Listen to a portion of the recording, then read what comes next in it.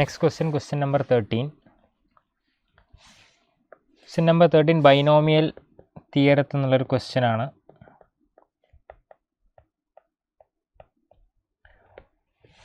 Suppose A and B are the coefficients of 30th and 12th terms respectively in the binomial expansion of 1 plus x whole raised to 2n minus 1.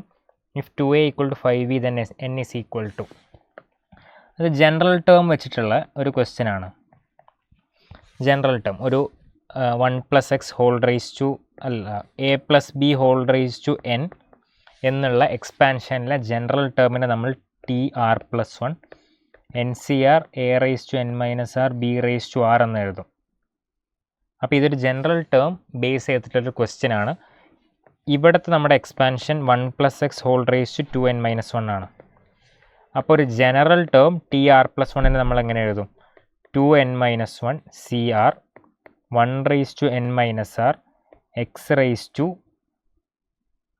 1 raise to 2n minus 1 minus R x raise to R എന്ന് എഴുതും.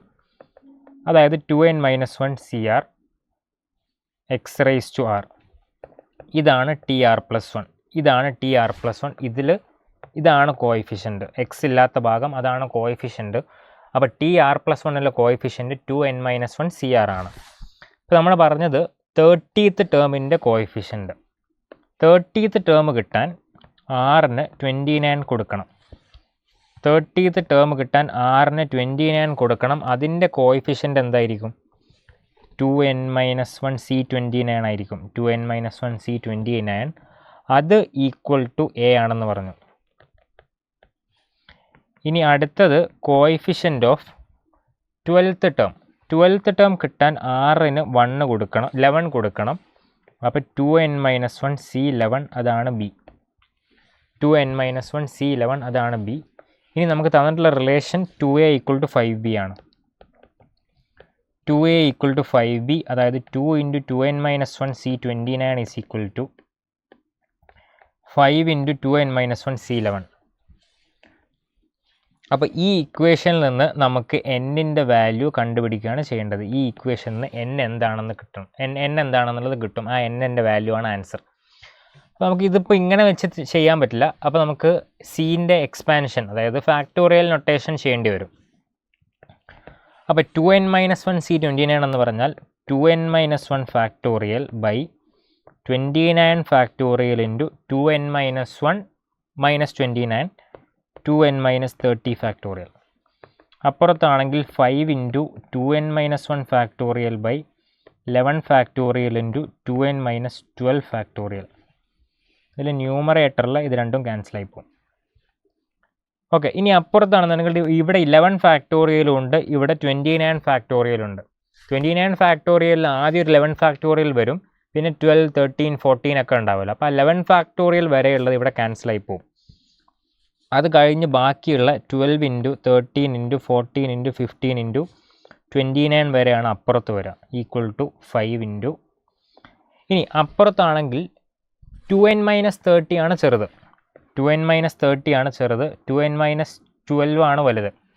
അപ്പോൾ 2n minus 30 വരെയുള്ള factorial ഇവിടുന്ന് ക്യാൻസലായി പോകും. അത് കഴിഞ്ഞ് ബാക്കിയുള്ളതേ ഉണ്ടാവുള്ളൂ. അതായത് 2n minus 29 2n minus 28 2n minus 12 വരെയുള്ളത് അപ്പുറം ഉണ്ടാവും. 2n മൈനസ് 12 വരെ, കാരണം അതിന് മുമ്പുള്ളതൊക്കെ ഇപ്പുറത്തെ 2n മൈനസ് 30 ഫാക്ടോറിയലായിട്ട് കട്ട് ചെയ്ത് പോകും.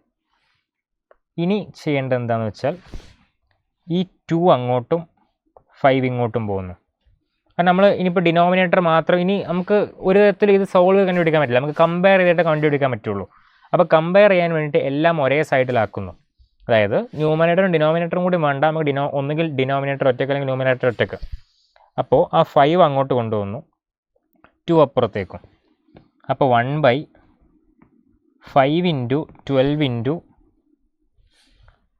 13 ഇൻറ്റു 14 ഇൻറ്റു അപ് ടു 29 1/2 അപ്പുറത്തേക്ക് കൊണ്ടുപോകുമ്പോൾ 2 into 2n minus 29 2n minus 28 up to 2n minus 12 വരെ. ഇനി ഇപ്പോൾ കമ്പയർ ചെയ്യാൻ ബുദ്ധിമുട്ട് എന്താണെന്ന് വെച്ചാൽ ഇവിടെ ഒരു 5 ഉണ്ട്, അപ്പുറത്തൊരു 2 ഉണ്ട്. അപ്പോൾ ഞാൻ ഈ രണ്ട് സൈഡിലും ഒരു 6 കൊണ്ട് മൾട്ടിപ്ലൈ ചെയ്യുന്നു.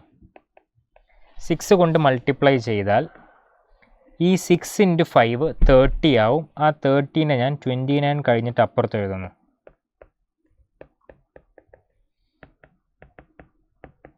ഓക്കെ, ഇനി ഇവിടെ ഒരു 6 × 2 ഉണ്ട്, അത് അവിടെ 12 ആവുന്നു. 2n - 29, 2n - 28 up to 2n - 12. രണ്ട് ഭാഗത്തും ഓരോ 12 ഉണ്ട്. ഈ 12 ക്യാൻസൽ ചെയ്യാം. അങ്ങനെ ക്യാൻസൽ ചെയ്ത് കഴിഞ്ഞാൽ ഇവിടെ ഒരു പ്രൊഡക്റ്റ്, അപ്പുറത്തൊരു പ്രൊഡക്റ്റ്. ഇനി ഈ രണ്ട് പ്രൊഡക്റ്റ് നമ്മൾ ഇത് ഈക്വൽ നമ്പർ ആയിരിക്കും. 13 മുതൽ 30 വരെ, 12 മുതൽ 29 വരെ രണ്ട് ഈക്വൽ നമ്പറാണ്. അപ്പോൾ ഓരോന്നും ഇൻഡിവിജ്വലി ഈക്വൽ ആണെന്ന് കമ്പയർ ചെയ്യുമ്പോൾ നമുക്ക് എന്നിൻ്റെ വാല്യൂ കിട്ടും. അപ്പോൾ ഇവിടുത്തെ ഏറ്റവും വലിയ നമ്പർ ഏതാ? ഇവിടുത്തെ ഏറ്റവും വലിയ നമ്പർ 30 ആണ്. ആ ഏറ്റവും വലിയ നമ്പർ അപ്പുറത്തെ ഏറ്റവും വലിയ നമ്പർ ഏതാ? 2n - 12 ആണ്. ഈ 29ഉം അതിൻ്റെ മുന്നത്തെ ടേം ഈക്വൽ ആയിരിക്കും. ഈ 13ഉം 2n - 29 ഈക്വൽ ആയിരിക്കും. അപ്പോൾ ഇതെല്ലാം കമ്പയർ ചെയ്താൽ ഒരേ വാല്യൂ ആയിരിക്കും കിട്ടും. അപ്പോൾ നമ്മൾ ഏതെങ്കിലും ഒന്ന് കമ്പയർ ചെയ്യുന്നു. 30 = 2n - 12 ആണ്. അപ്പോൾ 42 = 2n ആണ്. n = 21 എന്ന് കിട്ടും. n = 21 നമ്മൾ കമ്പയർ ചെയ്തെടുക്കുന്നു. n = 21 ആണ്. അപ്പോൾ ഇവിടെ ആൻസർ ഓപ്ഷൻ 2 21.